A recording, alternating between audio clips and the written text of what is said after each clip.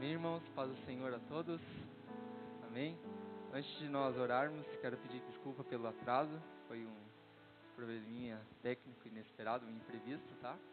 Então nós já vamos estar dando início. Vamos ficar em pé então nesta manhã. Primeiramente quero agradecer a presença de todos os irmãos que estão aqui nos prestigiando. Nós estamos organizando este seminário e a sua presença é muito importante para nós. Se não tivesse os irmãos aqui, não teria seminário, né? Então, muito obrigado pela sua presença, que Deus abençoe a cada um e eu tenho certeza que Deus vai edificar a todos nós neste dia, amém? Para tanto, vamos abrir a palavra de Deus no livro de Hebreus, no seu capítulo 1,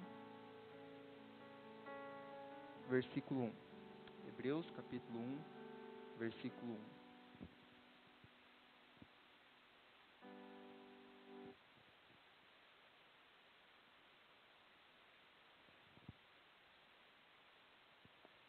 Hebreus capítulo 1, verso 1. Todos encontraram? Amém? Diz assim a palavra do Senhor. Havendo Deus outrora falado muitas vezes e de muitas maneiras aos pais pelos profetas, a nós falou-nos nestes últimos dias pelo Filho, a quem constituiu herdeiro de tudo, por quem fez o mundo. O Filho é o resplendor da sua glória e a expressa imagem da sua pessoa, sustentando todas as coisas pela palavra do seu poder, havendo feito por si mesmo a purificação dos nossos pecados, assentou-se à direita da majestade nas alturas. E assim ele se tornou tão superior aos anjos, quanto o nome que herdou é mais excelente do que o deles. Amém? Vamos fazer uma oração então nesta manhã. Senhor Jesus, nós te agradecemos e te louvamos, ó Pai, pela sua presença, pelo Senhor nos permitir estar aqui neste momento, pelo Senhor nos ter acordado nesta manhã, ter nos dado força, saúde, ó Deus amado. Muito obrigado, ó Deus amado, por tudo que o Senhor tem feito em nossas vidas. Nós te engrandecemos, nós te exaltamos, nós te louvamos, ó Pai, e exaltamos o teu santo nome. Pedimos que o Senhor venha sobre nós nesta manhã, venha sobre este seminário, venha sobre a vida do irmão Júlio, ó Pai, que vai estar lecionando para nós, sobre a vida de cada um, ó Deus, abrindo as nossas mentes, os nossos corações, para que possamos entender e compreender, ó Pai, qual é a sua vontade sobre as nossas vidas. Fica conosco durante esta manhã. Nós te agradecemos e te louvamos por tudo, ó Deus, em o nome do Senhor Jesus Cristo. Amém. Irmão Júlio, a palavra. Glória a Deus. Cumprimento os irmãos com a paz do Senhor. Aleluia. Não pode se sentar por um momento. Aleluia. Glória a Deus. Você está feliz com o Senhor? Confesso que eu estou surpreso com o número de irmãos, né? Eu achei que está só eu aqui. Hoje é um dia bastante chuvoso, né? E nós sabemos que na igreja Pentecostal Unida do Brasil, seminário como esse ainda é um pouco novo, né? Não se faz muito, infelizmente, mas eu tenho certeza que vamos começar a fazer em mais quantidade, e nós vamos aprender cada vez mais da palavra do Senhor. Estou bastante feliz, né? E agradeço ao Moisés, a Macarla, pelo convite, ao departamento do IBA, e tenho certeza que o Senhor marcou esse momento. Eu estive orando e pedi para que realmente o Senhor trouxesse aqui quem Ele gostaria que estivesse aqui, né? Para que nós venhamos se aprofundar nesse conhecimento, entender mais da palavra do Senhor, mas que não venhamos só aprender, venhamos também a compartilhar o conhecimento. Tenho certeza que alguns irmãos aqui têm conhecimento profundo em uma determinada área e que é necessário compartilhar, sempre estar compartilhando do conhecimento com mais pessoas, né? Com a igreja do Senhor. Eu quero começar esse seminário dizendo que, antes de tudo que nós vamos falar aqui, né?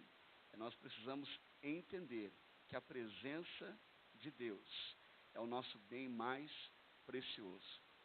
A presença de Deus é o nosso bem mais precioso. Por Ele estamos aqui. A palavra do Senhor diz que pela fé nós entendemos que o Senhor criou todas as coisas. Pela fé o Senhor criou todas as coisas. Antes de mais nada, nós precisamos entender que a palavra do Senhor é a maior prova de todas as coisas. Se eu perguntar para você, por exemplo, qual é a maior prova que Jesus, ele realmente nos ama? Qual a prova que nós temos disso? E alguém vai falar assim, vai ser a cruz do Calvário, a maior prova. Não, tem uma prova maior do que essa. Não, a prova é a criação dele. A criação dele é a prova que ele nos ama. Não tem uma prova maior do que essa. Qual prova maior? Qual é a prova maior? A palavra dele. Ele disse que ele nos ama. E para nós isto basta. A palavra do Senhor nos basta. A palavra do Senhor é a maior prova. Qual é a maior prova de que realmente o Senhor é poderoso? O Senhor é poderoso porque ele criou o mar. O Senhor é poderoso porque ele criou o céu, as estrelas, tudo que há, o Senhor criou. Tem uma prova maior do que esta. Qual é a maior prova? A maior prova é que ele disse que ele é poderoso. E para nós, esta é a maior prova. Ele falou. A maior prova é a sua própria palavra. Amém? Então, é preciso entender, no começo já desse seminário, que a Bíblia, ela não perde tempo debatendo para tentar provar a existência de Deus. Alguém pode dizer assim, mas como é que se prova que Deus existe?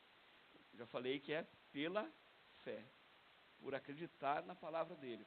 A Bíblia não fica perdendo tempo em discussão, tentando fazer alguém acreditar que Deus existe. A Bíblia parte de um pressuposto que Deus existe e que ele é poderoso, que ele é maravilhoso, que ele é sabedor de todas as coisas, que ele é perfeito. Então, esse seminário não tem como base ou como propósito provar a existência de Deus. Embora a gente vai pegar alguns dados que provam a existência de Deus, mas não tem como objetivo provar a existência de Deus. Nós já estamos partindo do entendimento que há um Deus, que é maravilhoso, que é real, que é fiel. Eu gostaria já agora de início começar adorando o nome dele. Será que podemos ficar de pé por um momento? Glória a Deus. Aleluia. Eu gostaria que você desse a mão para o teu irmão, em nome de Jesus. Glória a Deus. Quantos irmãos aqui são da igreja, já são da igreja e pertencem a Deus? Levante suas mãos. Glória a Deus. Isso é a prova que ninguém aqui acredita que nós viemos do macaco, né? Então nós vamos ter muito problema com isso. Vamos falar um pouco a respeito disso, né? Mas estamos entre irmãos, né? Estamos entre irmãos. E de repente, ao longo do seminário, se você tiver dúvida em alguma coisa, pode erguer tua mão e perguntar. Pode fazer a pergunta que for, tá bom? Que o irmão Daniel vai responder.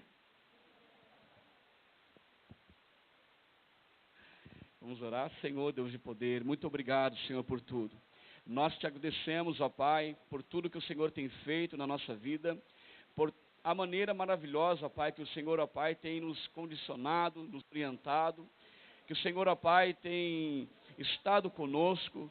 O Senhor é bom, ó Pai, o Senhor é maravilhoso, e muitas vezes, ó Pai, nós não chegamos, ó Pai, à altura daquilo que o Senhor espera de nós. Mas nós queremos, ó Pai, se capacitar, entender mais e mais a sua palavra, em nome do Senhor, ó.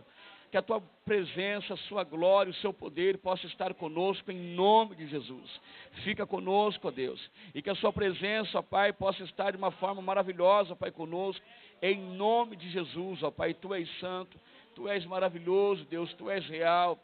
Tu és um Deus vivo, um Deus, ó Pai, que está presente em todo o tempo, em nome do Senhor Jesus. Em nome de Jesus. Glória a Deus. Aleluia. Pode se sentar.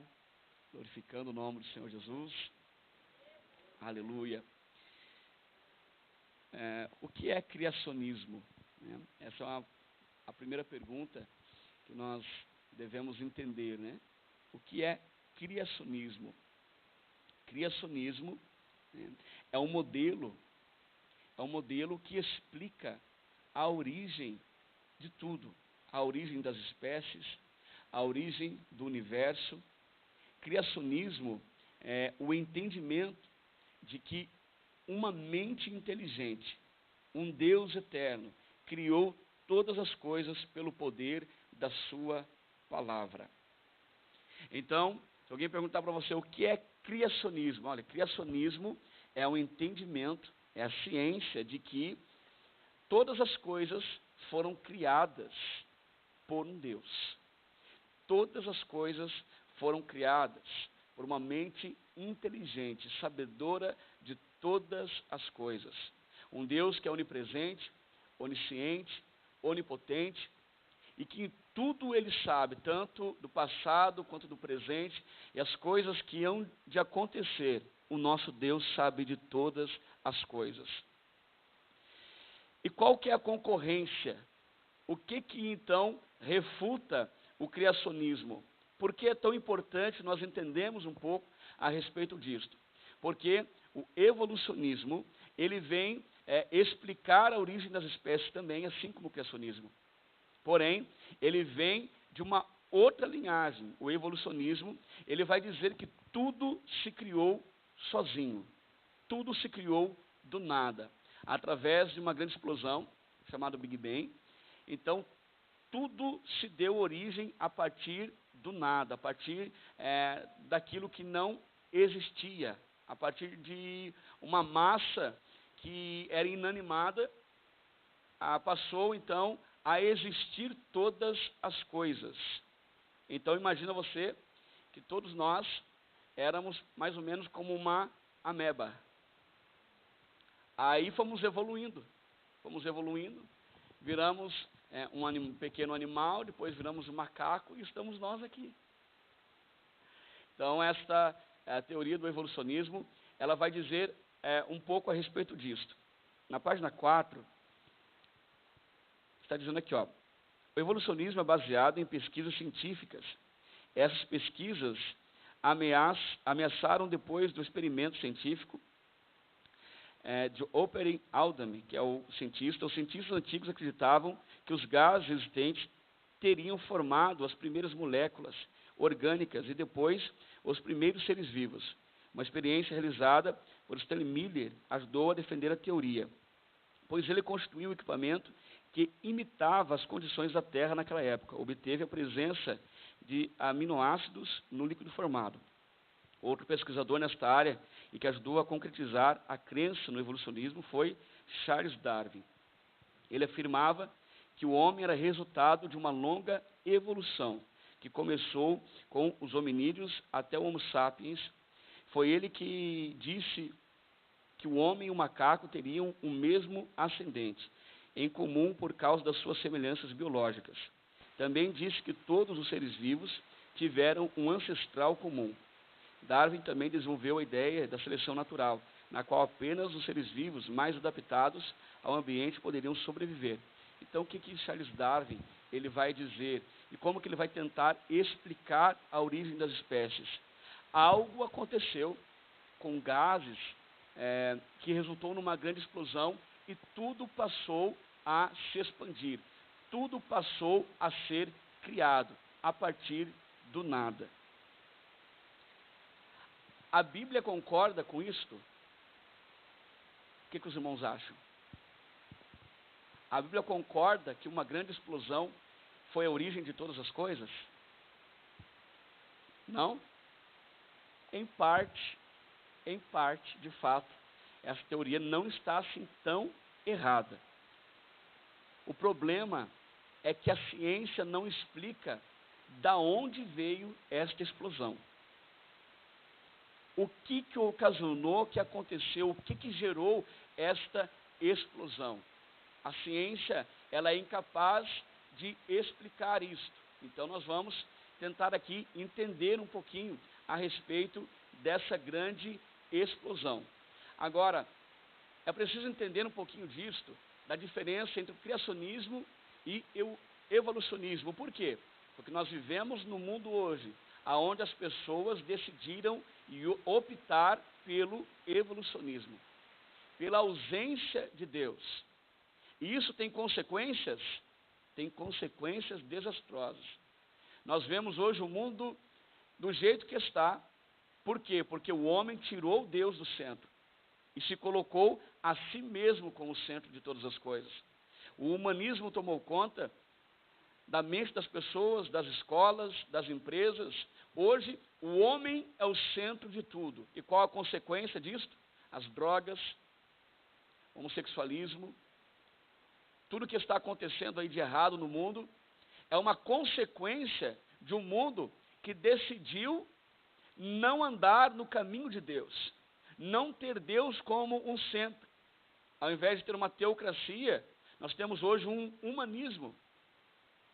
Nós temos um humanismo porque o homem é o centro de tudo. É o homem que governa a si mesmo, é o homem que governa tudo, e quando as coisas dão errado, a culpa é de quem? De Deus. Alguém alguns dias atrás perguntou, por que se existe um Deus, se há um Deus, por que existem crianças que estão morrendo de fome agora? Por que existem crianças que nascem com tantos problemas de saúde? Porque Deus permite então que um pai muitas vezes suba num prédio e jogue uma criança para baixo, para matar crianças abandonadas? Se existe um Deus, por que é que Deus então permite? É um dilema que ficou muito famoso, o dilema de Epicuro. Epicuro foi um filósofo que ele teve um dilema. E o dilema é o seguinte, olha, suponhamos que exista um Deus.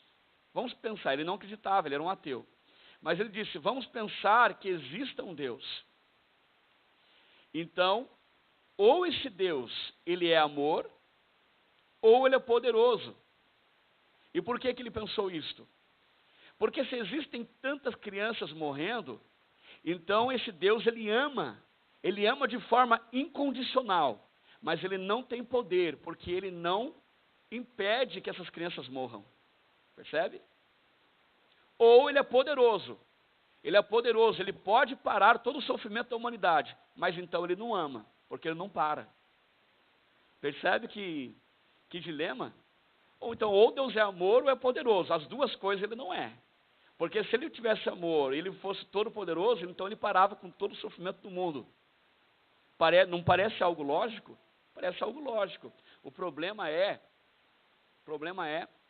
que Deus ele criou tudo perfeito. E todo o sistema foi prejudicado quando? Quando o homem pegou toda a sua autoridade que tinha sobre esse mundo e colocou na mão do inimigo. O problema não é que Deus não existe, que não há um Deus. O problema é que o homem colocou esse mundo na mão do maligno, e agora este mundo jaz do maligno.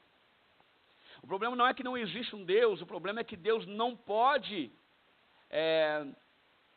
impedir aquilo que o homem quis fazer com o mundo.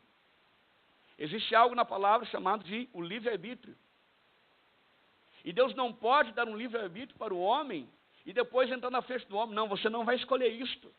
Não, isso aqui você não vai escolher, isso aqui eu vou fazer da minha forma. Não, não pode. Deus deu o livre-arbítrio para o homem. Então o problema não é que Deus não existe. O problema é que o homem escolheu viver dessa forma. O homem moldou o mundo que ele vive longe de Deus. O homem moldou o mundo entendendo que veio do macaco. E a consequência está aí. E quando dá tudo errado, a culpa é? Perceba que quando é para culpar alguém, aí existe um Deus. Deus não existe, né? Porque eu acredito que a minha sabedoria, ela me levou até onde eu cheguei. Deus não existe, não precisa de Deus. Todas as coisas foram criadas do acaso, do nada, não precisa de um Deus. Mas quando dá tudo errado, está vendo? É Deus. Ou seja, para culpar, para levar a culpa, aí existe um Deus. Aí existe um Deus. Então é preciso entender um pouquinho disso, dessa diferença do criacionismo com o evolucionismo. Entender que o evolucionismo, ele prega ele defende essa teoria que tudo existiu a partir do nada, a partir da matéria inanimada. E o criacionismo, ele prega, ele defende, ele ensina que há um Deus que criou todas as coisas. Agora, para a gente entender um pouquinho da diferença dessas duas, não precisamos, como eu falei, não precisamos provar nada a existência de Deus, não precisamos. Acreditamos pela fé que Deus criou todas as coisas. Mas agora, se fôssemos para provar, existem leis comprovadas no universo, que comprovam a existência de Deus. Existem leis que regem o nosso mundo, o nosso universo, que comprovam a existência de Deus. Eu peguei algumas delas para que nós possamos entender um pouquinho mais a respeito disso.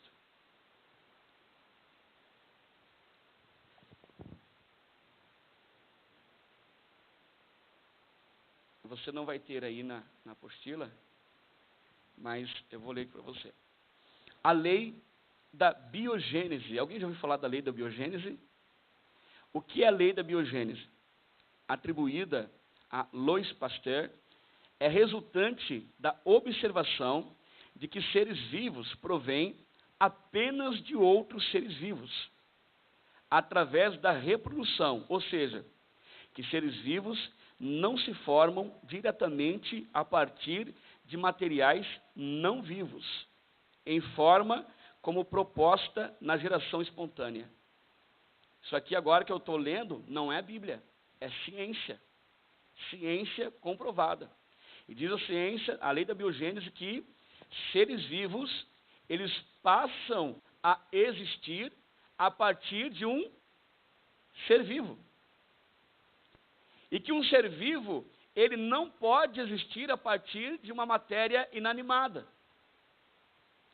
Não dá para colocar uma pedra aqui e depois de 1000 anos você chegar na pedra e dizer: ei, acorda aí. Não tem, ela vai continuar sendo uma pedra. Ela não vai produzir ser vivo. Agora, o que a teoria evolucionista diz? Matéria inanimada, inorgânica, produz vida e até formas complexas.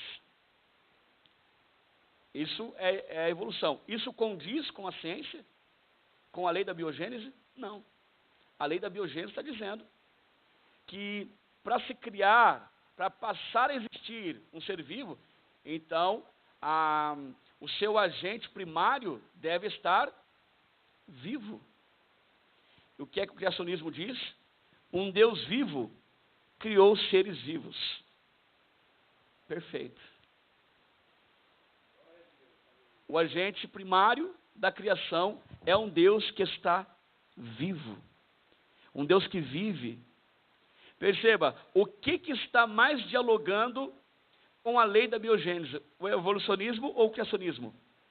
Criacionismo. Outra lei. Primeira lei da termodinâmica. Eu preciso a gente entender um pouquinho isso aqui para a gente entrar, né, na criação. Né? Vamos entrar na criação daqui a pouquinho, mas antes eu quero que nós venhamos entender isto, né? Que o que nós estamos falando tem base. Nós não estamos, poderíamos acreditar só pela fé, e nos bastava, como eu disse, a palavra é a maior prova de todas as coisas, pela fé nós cremos, mas vamos entender que também existe base científica para o criacionismo. Né? Primeira lei da termodinâmica. Primeira lei da termodinâmica. O que diz essa lei? É a lei da conservação da energia. A energia não pode ser criada nem destruída. E a quantia de energia no universo é sempre a mesma. A energia pode se transformar em uma forma, inclusive a massa, e pode ser transformada de uma forma para outra. Isto é a lei, primeira lei da termodinâmica. O que diz a teoria evolucionista? A energia ainda está em expansão e em evolução. O criacionismo diz o quê? Deus fez todas as coisas completas, acabadas e perfeitas. Perceba que o modelo criacionista para a origem das espécies, ele dialoga mais com a própria ciência do que o modelo evolucionista, né? E isso é maravilhoso entender, porque é tão evidente, mas tantos físicos tentam esconder a verdade, tentam aniquilar a presença de Deus, e para isso eles criam as teorias, né, mais esdrúxulas possíveis, para tentar apregoar que Deus não existe, que não há um Deus. Seria porque entender que há um Deus, isto mexeria com toda a moral da humanidade? Seria por causa disso? Entender que existe um Deus é também entender que ele tem uma Constituição. E se existe um Deus, existe uma Constituição, eu tenho que seguir essa Constituição. E seguir essa Constituição não tem nada a ver com esse mundo sem Deus que nós vivemos.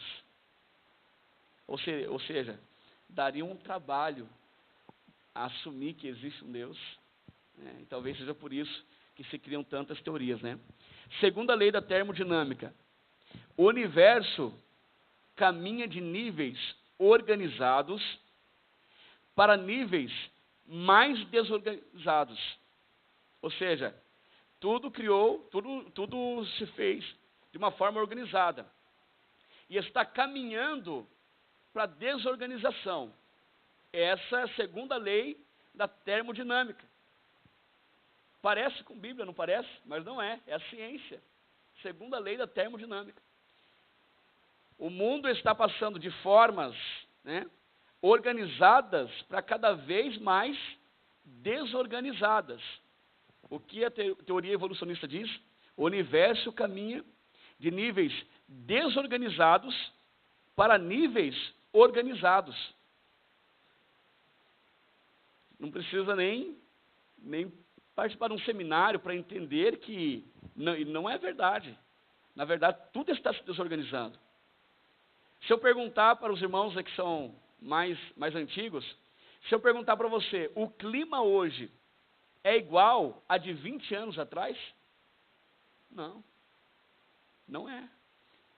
Está piorando, não está?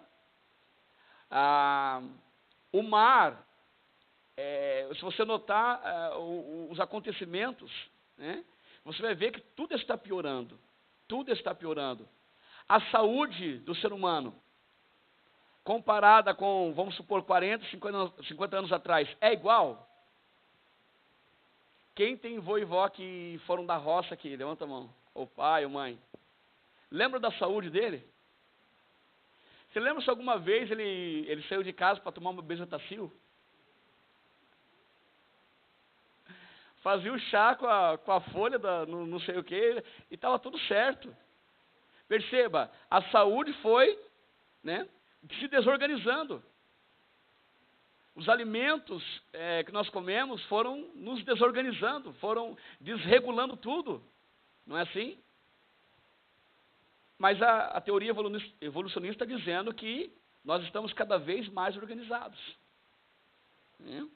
O universo caminha para a organização. O que o criacionismo diz? Deus fez todas as coisas perfeitas. Quando o pecado entrou no mundo, tudo se desorganizou. Perfeito. Está condizendo com a segunda lei da termodinâmica. Deus fez tudo perfeito. Quando o homem pecou, começou então a se degradar, a se desorganizar.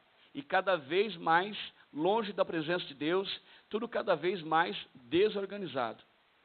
Inclusive, é comprovado que as bactérias, elas, cada vez que você pega uma gripe, a gripe ela vem com uma bactéria mais forte. Ela já se prepara para o antibiótico que você vai tomar. É como se tivesse uma equipe de bactéria, né? Vou pegar aqui o Renato.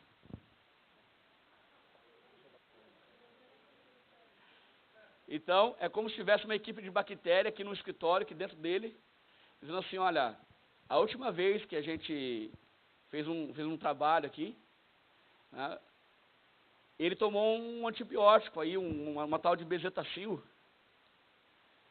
nós temos agora que se preparar, porque se a gente começar de novo, ele vai tomar outra bezetacil, então temos que ficar mais forte. Não é assim?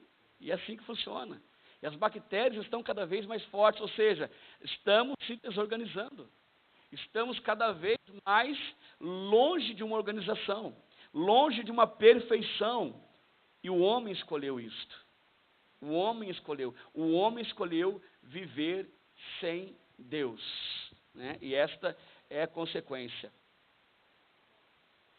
Lei da causa e efeito. Alguém já ouviu falar dessa lei? O que diz a lei da causa e efeito? O efeito não pode ser maior do que a causa. Ou seja, a causa sempre vai ser maior do que o efeito. O que a teoria evolucionista diz? A matéria inanimada produz seres mais complexos. Que estranho isso, né? É como se você pegasse essa canetinha e daqui a 2000 anos você chegar aqui e tem um passarinho. Aí você vem daqui 5000 anos tem um papagaio falando. A matéria inanimada, ela produz seres mais complexos. O que o criacionismo diz? Deus é a causa. Aleluia. Glória a Deus. Tremendo, onipotente, onisciente, onipresente e eterno. Cria o homem e toda a sua criação, que é inferior à causa. Nós nunca vamos ser maiores do que Deus. Jesus, ele usou a lei da causa e efeito. Se tivesse lido a Bíblia, não precisava nem ter estudado tanto. Jesus falou assim, ó, o servo não é maior do que o seu Senhor. Ou seja, a causa é Deus, e ele vai continuar sendo grande, muito maior do que o efeito. Aleluia. Por mais que a criação seja perfeita, por mais que tudo que nós olhamos seja maravilhoso, Deus, ele é a causa, e ele ainda é maior do que todas as coisas. Nada nunca vai conseguir ser maior do que o nosso Deus. Aleluia. Glória a Deus. O evolucionismo, ele vai dizer que nós temos traços genéticos com os hominídeos, os macacos. Darwin foi quem defendeu essa teoria. Ou seja, o homem, ele tem a mesma biologia do que o macaco, né? Por isso tem o seu ascendente em comum, né? Macaco. E é interessante dizer que a esposa de Darwin era temente a Deus. E um dos livros de Charles Darwin é muito interessante, porque ele coloca no livro que a esposa dele estava orando um dia, ele ouviu ela falar que Deus mostrasse para Charles Darwin que ele estava errado. Senhor, mostra para ele que ele está errado. Todavia, se ele estiver certo, que o Senhor não deixe ele vender muitos livros. Ou seja, independente de qualquer coisa, eu continuo temendo a Deus. Eu continuo servindo a Deus. E ele não acreditava tanto assim que não existe um Deus. Já no seu leito de morte, alguém chegou para ele e disse assim, Charles, você já está morrendo, rapaz. Confessa a Deus. Expulsa o inimigo, faz amizade com Deus, renuncia o diabo e essas coisas. Ele disse assim, olha rapaz, eu estou morrendo, não está na hora de fazer inimigo agora. Eu não sei para onde que eu vou, vai que eu vou lá, se eu for, eu tenho que ser amigo dos dois. Ou seja, ele não tinha muita certeza daquilo que ele escreveu, daquilo que ele defendia. Agora, nós entendemos que nós fomos feitos à imagem e semelhança de um Deus poderoso. Jesus, conversando com os fariseus, ele pega a moeda e diz, olha, de quem é esta imagem? De quem é esta imagem? E alguém respondeu, de César. Dê a César o que é de César e dê a Deus o que é de Deus. O que tem a imagem de Deus? Nós. Você tem a imagem de Deus. Nós temos a imagem de Deus. E Deus, quando te criou de uma forma perfeita. Olhe para o teu irmão e diga, você foi criado perfeito. Diga assim, ó, o Deus da perfeição fez você com as próprias mãos dele. Agora diga assim, foi você que decidiu tomar Coca-Cola.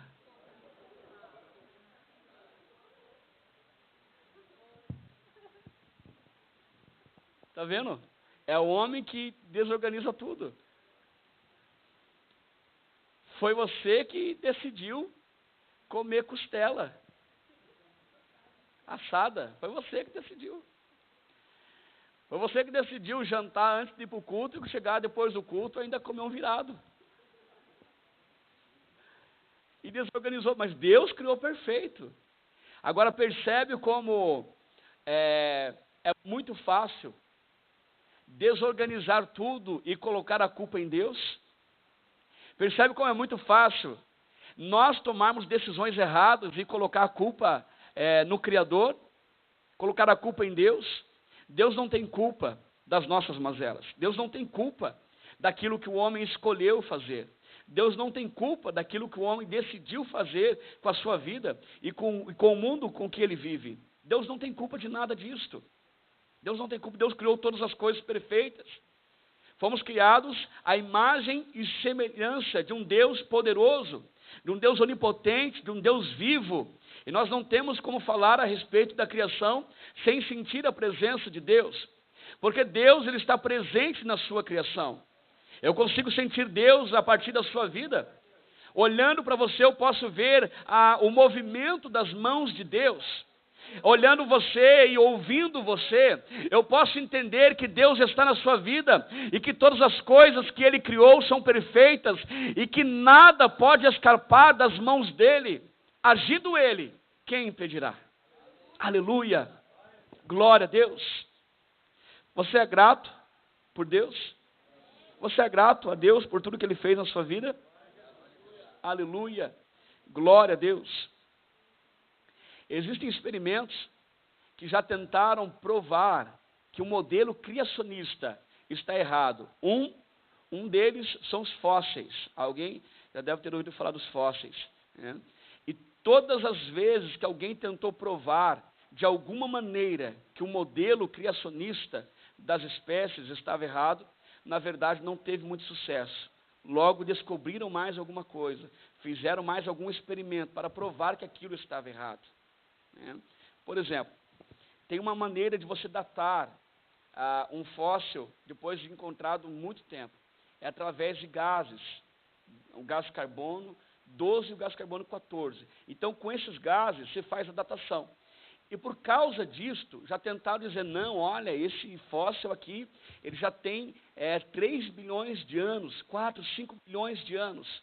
Então veio um cientista e conseguiu provar que o gás encontrado naquele fóssil ali, ele pode ser influenciado pelo ambiente que ele está. Depois da Revolução Industrial, vamos supor, alguém que morreu há 10 anos atrás, por causa dos gases presentes na atmosfera, você já não tem como datar mais com precisão se aquele cadáver, de fato, é de 10 anos atrás ou de 200 anos atrás. Não tem mais como fazer isso.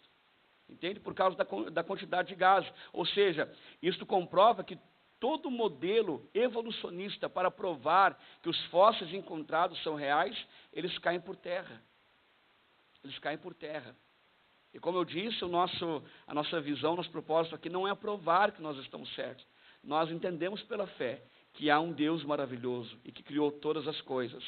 Amém? Glória a Deus. Vamos começar então o nosso seminário. Eu tenho certeza que Deus ele tem grandes coisas para nós, em nome do Senhor Jesus. Abram sua Bíblia. Livro de Gênesis, no seu capítulo 1. Glória a Deus. Diga, Deus é bom e o diabo não presta. Aleluia. Glória a Deus.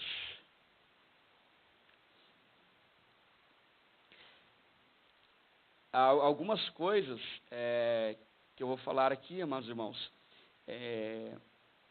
tem algumas entre elas que não sou eu quem digo, eu estou extraindo de um estudo teológico. Então, pode ser que algumas coisas que eu vou falar aqui você tenha ouvido outra pessoa falar, porque, de fato, alguns princípios da teologia, para que nós possamos entender.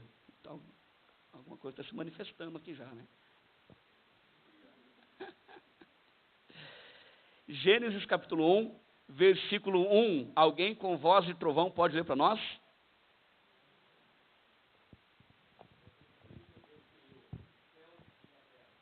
Aleluia. No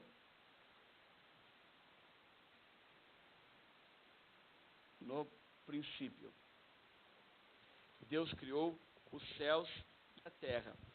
Irmãos, tem algo muito importante para que nós venhamos entender, que o hebraico, ele não é uma língua, por exemplo, igual ao português. Por que não é igual ao português? O que significa a letra A no português? Alguém sabe responder? Qual o significado dela? Primeira letra do alfabeto, um artigo, e mais nada. É simplesmente a letra A. Diga comigo, a letra A só é a letra A. Você já estava pensando que tinha uma coisa por trás disso, né? A teoria da conspiração é complicado, irmão. Parece sempre que tem alguém conspirando contra a gente. Agora, já no hebraico, já é diferente. Por quê? Porque cada letra no alfabeto hebraico, ele corresponde a alguma coisa, ele tem uma infinidade, né, de entendimento por trás daquela letra.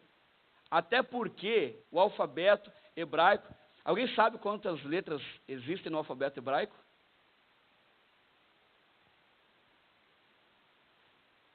Olha só para você ter uma ideia. No português, vamos pegar por palavras, existem aproximadamente 300 mil palavras. Olha só, 300 mil palavras. No hebraico, 7 mil. 7 mil. Como é que se comunica com 7 mil palavras, né? É incrível. Agora você imagina como Deus é perfeito. 7 mil palavras existem no hebraico. O doutor Rodrigo Silva, ele numa palestra muito interessante, ele deu esse exemplo. Por exemplo, no português, o exemplo que ele deu, a palavra pena, o que significa no português a palavra pena? Ele pegou essa palavra porque é uma palavra que tem vários significados. Pena pode ser pena do pássaro, dó, né? Dó, que mais? Um julgamento, né? Pegou a pena, o Renato cometeu um crime, pegou a pena de 40 anos. A pena, né? Pena. Agora, num alfabeto, num idioma com 300 mil palavras, uma palavra pode significar muitas coisas. Imagina num idioma com 7 mil palavras. Uma palavra, ela pode significar muitas coisas. Estou dizendo isso por quê? Porque a nossa Bíblia, ela já começa desse jeito, né? Bereshit. Isso é o hebraico. Bereshit. No princípio. O B é uma preposição. Vamos voltar lá para a aula de português. Quem gostava de português aí? Tem gente que quando a professora falava assim, olha, vamos escrever um texto, né? Chegava, fala a verdade, irmão, você tinha um terço escondido na mala que você rezava o texto quando falava assim. Né? O B Reshit é uma preposição. O que é uma preposição? Que vem antes.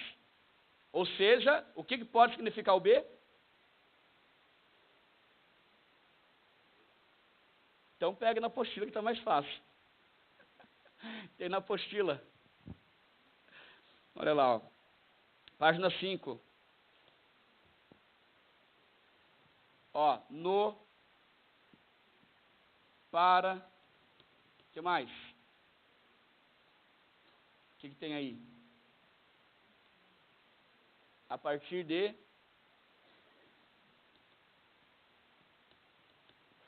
ou através, né? Para. Então perceba, Deus ele é perfeito, né, em todas as coisas. Deus ele é perfeito em todas as coisas. E o texto já inicia dessa forma, Bereshit, ou seja, no Reshit. Pegue sua Bíblia aí, vamos acompanhar comigo. No Reshit, ou para o Reshit, ou a partir do Reshit, ou através do Reshit. Interessante, né? Porque Bereshit, na verdade, não é uma palavra só. Né? É no Reshit, para o Reshit, a partir do Reshit, ou através do Reshit. Né? Criou Deus, os céus e a terra. Vamos lá, o que é o Reshit? A palavra Reshit no hebraico, ele tem a sua raiz etimológica nessa palavra aqui, ó. A palavra rosh, diga rush. Não é a hora do rush, é rush. Rush. O que significa esta palavra no hebraico? Está aí, ó. Princípio.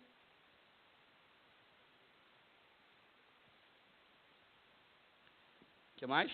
Cabeça. Primogênito. Oi? Primazia.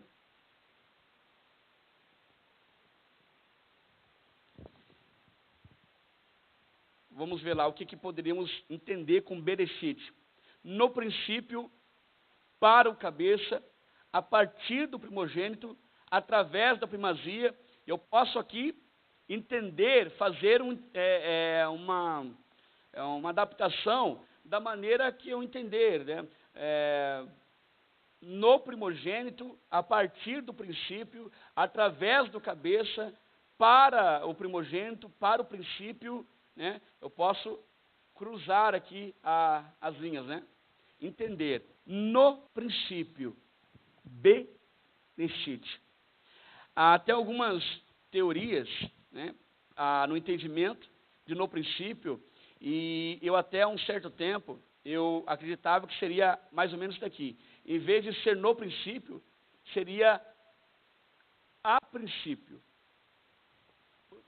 Por um período de tempo, dando uma estudada, uma lida, eu percebi que poderia ser a princípio. Moisés escrevendo, eu não estava lá no princípio, mas a princípio, o que eu sei, e descreveu a criação.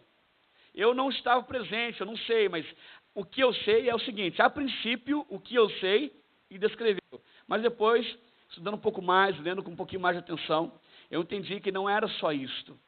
Isso aqui era muito pobre.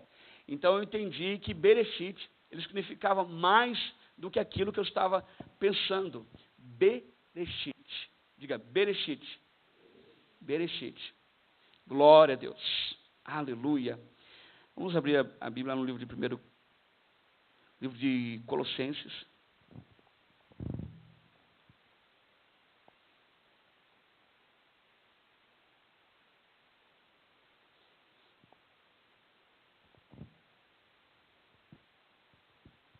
Colossenses, capítulo 1, versículo 13 em diante. Alguém pode ler para nós? Se colocar de pé com aquela voz que só você tem. Lê para nós, Colossenses 1, a partir do versículo 13.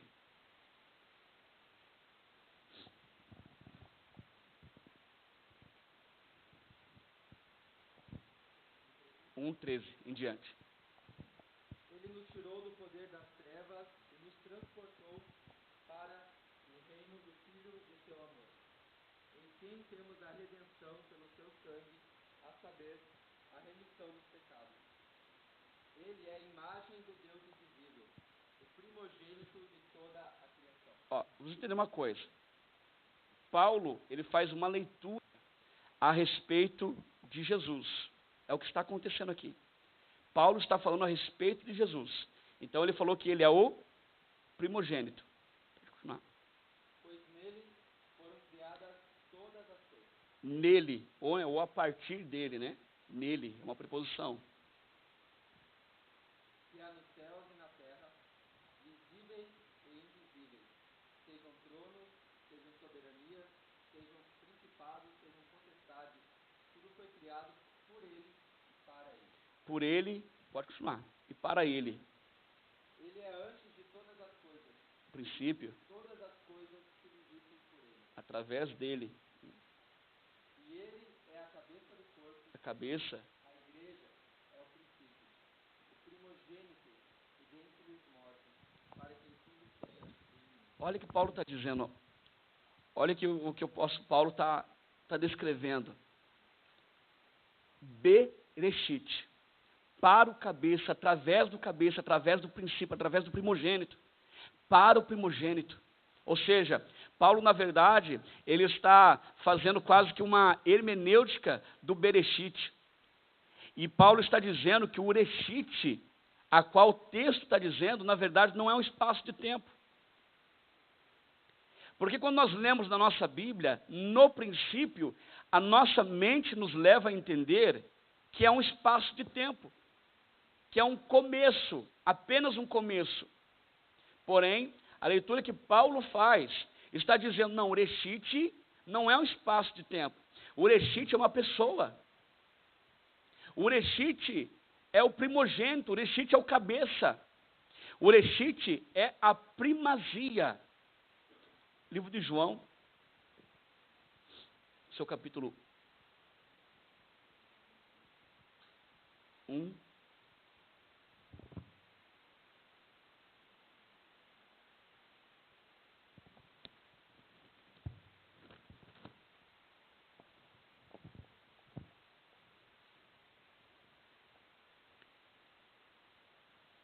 Diz assim, no princípio era o verbo.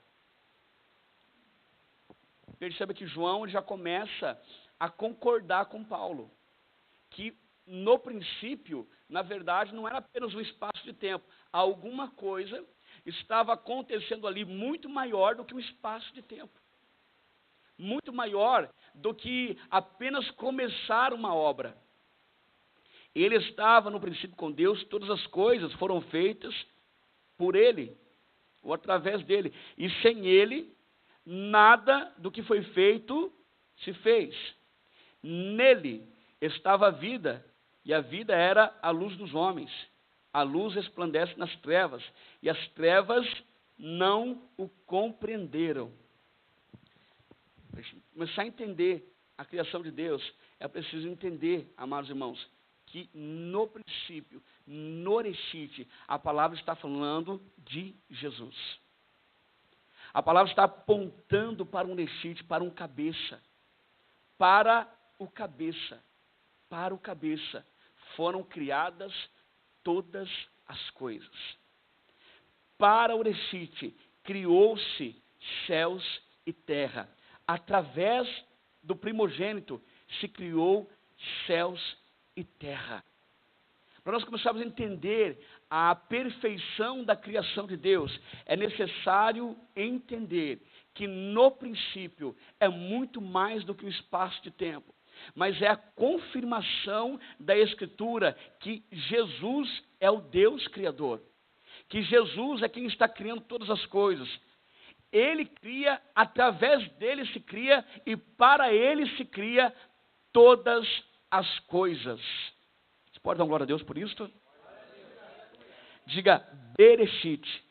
Diga para o Ureshit. Através do Ureshit.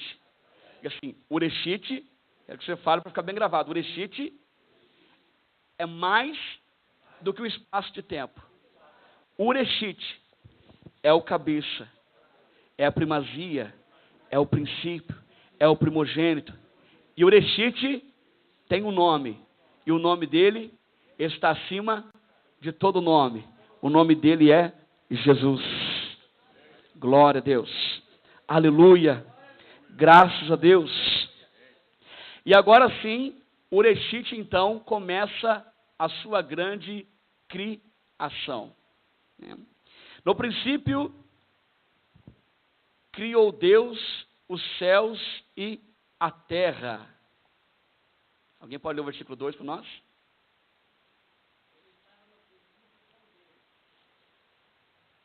O Gênesis capítulo 1.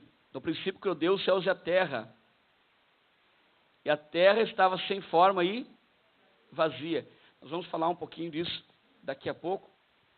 Mas antes de falar a respeito disso, eu quero falar um pouquinho antes do haja. Um pouquinho antes do haja de Deus. Então, entendendo que alguém tem dúvida que o Senhor Jesus é o Criador? De repente alguém pode falar assim, não, eu tenho dúvida. Eu achava que tinha sido Maria. Eu achava que tinha sido...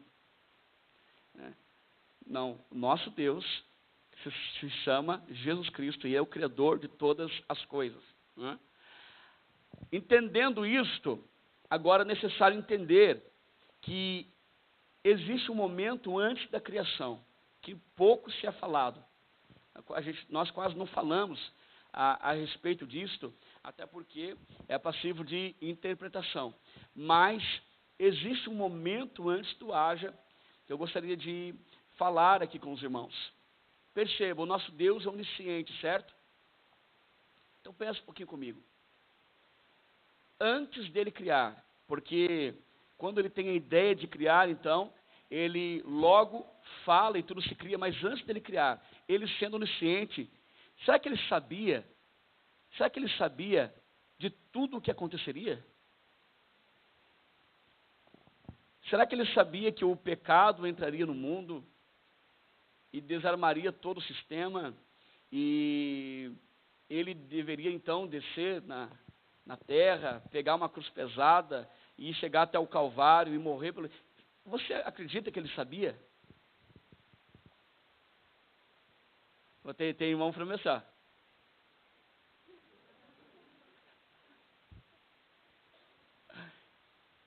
Ele é onisciente? Lógico, ele sabia. Ele sabia de todas as coisas. Ele sabia, né, que o homem ia pecar, que enquanto Adão estava sozinho, estava tudo certo.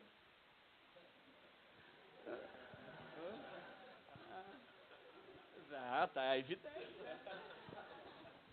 Está lá na Bíblia. Enquanto Adão estava sozinho, estava tudo certo, meu amado irmão. Estava tudo certo. Mas logo veio a Eva, né? Melhorou, né? Aí veio Eva. Aí desarmou todo o sistema, né? E o sistema desarmado, ele viu que a sua criação, eu estou falando antes do haja, ele viu toda a sua criação se perdendo.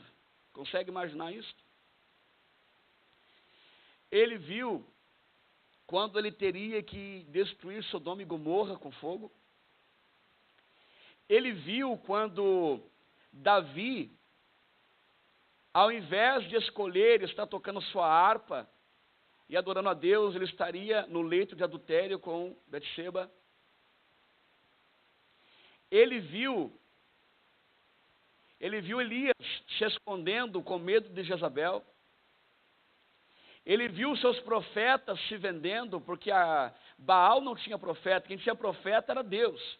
Só que se venderam e foram para Baal. Ele viu que os músicos, lá na Babilônia, ao invés de adorarem a ele, que foram escolhidos para adorar a ele, estavam adorando a imagem de Nabucodonosor, e Nabucodonosor não tinha músicos, não tinha levitas. Os levitas eram descendentes da tribo de Levi, eram de Deus, só que se desviaram e foram adorar a imagem de Nabucodonosor. Ele viu tudo isso. Ele viu Judas vendendo ele por 30 moedas. Tudo isto ele viu os nossos pecados. Ele viu esta semana que se passou, ele viu este mês que se passou. Ele viu que quando nós deveríamos estar fortes, o primeiro vento que chegasse ia nos derrubar, porque somos fracos. Ele viu tudo isto. Consegue pensar no seu último pecado? Você lembrou, né? Ele viu tudo isso. Agora pensa comigo. Ele viu tudo isso antes do haja. Significa que no momento em que ele falar, haja luz, não tem como voltar atrás mais. No momento em que ele falar, haja luz, já não tem como voltar atrás. O destino dele é a cruz do Calvário. No momento em que ele decidir falar, haja luz, então a série, lembra da causa e efeito? Os efeitos da causa, eles vão perdurar e não vão cessar. Porque ele sabe que vai acontecer. Então, se ele sabe de tudo isso, por que é que ele disse, haja? Por que é que ele decidiu criar? Alguém tem alguma ideia?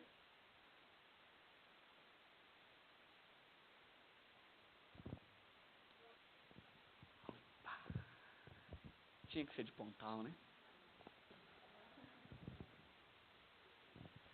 Por causa disso, o amor. A palavra, o Senhor vai dizer que Ele nos amou primeiro. Se eu perguntar para você, irmão, alguém pode arriscar. Por que você ama a Deus? Porque Ele, vocês não para colaborar, né? Eu achei que alguém ia falar assim, por quê? Porque Ele me deu um carro. Porque percebe como isso é diferente do evangelho, aonde muitas igrejas estão pregando. Aonde, por que você ama a Deus? Porque Ele me curou. Pode ser uma prova do amor de Deus muito fraca.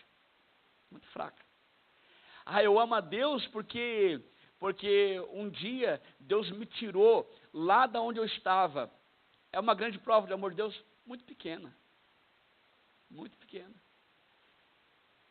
Prova maior de amor, que nós devemos amá-lo. Por que nós devemos amá-lo? Porque Ele nos amou primeiro. O nosso amor está condicionado ao dele, percebe? Nós não temos como amar a Ele por outra coisa, senão pelo fato de que Ele nos amou primeiro. E pelo amor que Ele sentiu por nós, mesmo ainda sem nos ter criado, fez Ele dizer, haja luz. Ou seja, Ele nos amou de tal forma que Ele já não tinha como voltar atrás. Ele nos amou de uma forma tão grande, incondicional talvez. O que os irmãos acham? O amor de Deus é incondicional? Será? Deus não pede nada em troca, Deus não quer nada em troca? Nem a sua alma?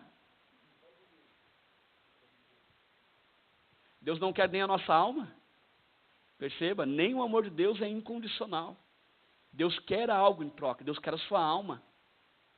Deus quer que um dia, quando aquela trombeta soar, você esteja com seu nome escrito no livro da vida, para te arrebatar dessa terra, e para dizer para você, olha, tudo o que você fez valeu a pena. Aleluia. É condicional o amor de Deus, por quê? Porque existe uma condição, eu te amo de uma forma tremenda, mas eu quero a sua alma, eu quero você para mim. Deus não abre mão da sua alma, Deus não abre mão de você, Deus não abre mão da sua família. É por isso que todos os dias você ouve a voz dele. Pode você não perceber, mas todos os dias ele está lá no seu coração dizendo, deixa eu entrar, deixa eu entrar hoje, eu quero ter relacionamento contigo, eu quero ter intimidade contigo, porque eu te amo, eu te amei primeiro, antes do haja, o meu amor já era fervoroso pela sua alma. O Senhor Jesus nos ama, aleluia, aleluia, e por nos amar, Ele se coloca de pé então e disse, haja luz, glória a Deus, aleluia. Agora preciso entender um pouquinho esse haja de Deus. Alguém lembra o que aconteceu quando os soldados vieram buscar Jesus, lá no Getsemane? Quem lembra da história? É uma história maravilhosa. O que houve lá? Chegaram lá, quem que é Jesus? Ah, Jesus está ali, está orando. Coisa vai. Aí chegam para Jesus e perguntam, o que eles perguntam? Os irmãos nem parece que estavam lá. Quem é Jesus? O que Jesus responde? Eu sou. Perceba, Jesus estava na sua forma divina ou estava na sua forma humana? Humana. Alguns teólogos vão concordar que Jesus estava quase indo numa depressão. Humanamente falando, ele estava no seu pior momento. Suando gotas de sangue. Isso é novo para a medicina? Não. Isso é um fenômeno que acontece quando a pessoa está sob muita pressão. Começa a suar gotas de sangue. É quase que uma depressão elevada à 10ª potência. O momento mais fraco da humanidade de Jesus estava no Getsemane. Mas ele ainda se levanta e olha para os soldados e diz, eu sou. Isso me arrepia. Aleluia. Lembra o que acontece? E por que eles caem? Porque o chão tremeu.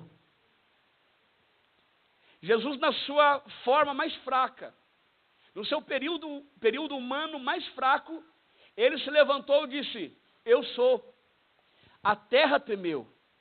Os soldados foram ao chão, porque o poder da palavra do nosso Deus, aleluia, é um poder absoluto, é algo que é imensurável à mente humana. Ele se coloca de pé e diz, eu sou. E eles não podem suportar a pressão da palavra dele. Eles não podem suportar a pressão desta palavra, porque o chão começa a tremer.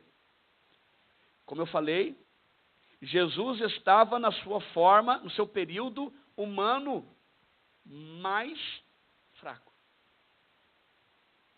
Agora você imagina um Deus poderoso, tremendo, no trono da sua glória, se colocando de pé e dizendo, haja luz. Aleluia.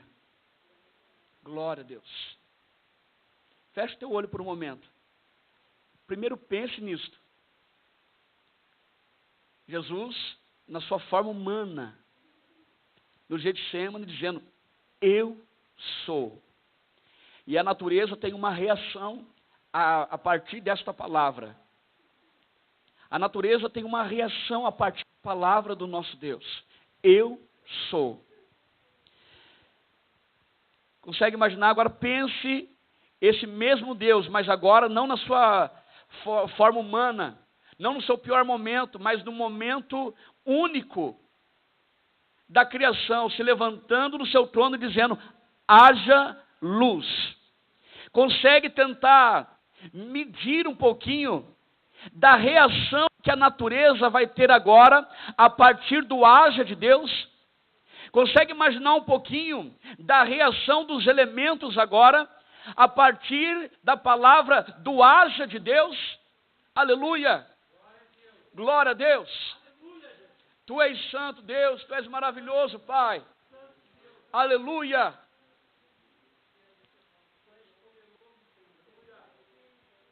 No começo do estudo eu disse que poderia ter uma sintonia, quando a ciência disse que todas as coisas começaram a partir de uma grande explosão. E eles dão nome para essa explosão de o Big Bang. O problema é que a ciência, ela não vai dizer o que é que ocasionou essa explosão. Aí a palavra de Deus, ela vai dizer: e disse Deus, haja luz. Será que Deus, no seu trono de glória, em toda a sua força, em toda a sua soberania, será que ele gritar no meio do nada, haja luz, será que pode existir uma reação? Aleluia. Glória a Deus. Aleluia. Glória a Deus. Consegue imaginar um pouquinho disso? Aleluia. O nosso Deus é tremendo. O nosso Deus é maravilhoso. O nosso Deus é real. O nosso Deus é único. O nosso Deus é santo. O nosso Deus é maravilhoso. Glória a Deus. Aleluia. O efeito que a palavra de Deus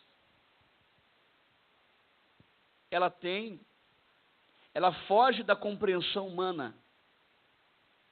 Ela foge da compreensão humana porque nós não podemos conseguir entender, conseguir comprimir Deus dentro da nossa visão. Nós temos uma visão de cosmos, de universo, e Deus e o seu poder e a sua palavra foge dessa nossa visão. A nossa visão é muito pequena para tentar descrever Deus na sua totalidade. Tanto é que eu costumo dizer que Deus odeia ser chamado de Deus, mas Deus ama ser chamado de Deus. Como é que ele pode odiar e amar uma coisa ao mesmo tempo? Ele odeia, por quê? Porque ele é muito mais do que Deus. O conceito de Deus que nós temos não chega nem perto daquilo que ele é. E por isso ele odeia ser chamado de Deus. Mas ele ama porque ele sabe que Deus é a maior palavra que nós temos para entendê-lo. Que Deus é a maior palavra que nós podemos chegar, é o teto da onde nós podemos chegar para entender a presença dEle, entender a forma que Ele trabalha, porém, Ele permanece sendo muito maior do que isto, permanece sendo muito melhor do que isso, muito mais perfeito do que isso. Nós não temos palavra no nosso vocabulário para tentar expressar a gloriosa perfeição de Deus. Deus está acima de tudo. É por isso que o hino diz: grandioso és tu, grandioso és tu. Aleluia. Nós não temos nada mais do que isso. É mais ou menos assim, as formiguinhas se contentando com as migalhinhas que caem e tentando expressar alguma coisa de volta para o Criador. Nós não temos como expressar nada além do que o nosso vocabulário diz, porém, Ele é muito maior que isso. Até a sua própria palavra, aleluia, faz ter uma reação que nem a ciência consegue explicar, porque o nosso Deus é tremendo, o nosso Deus é maravilhoso, o nosso Deus é real, o nosso Deus é fiel, o nosso Deus é maravilhoso, Ele é perfeito e Ele nos amou primeiro. Glória a Deus, aleluia, Ele nos amou primeiro.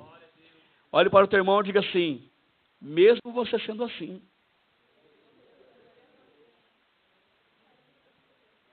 Ele te amou primeiro. Uma salva de palmas ao Senhor. Aleluia.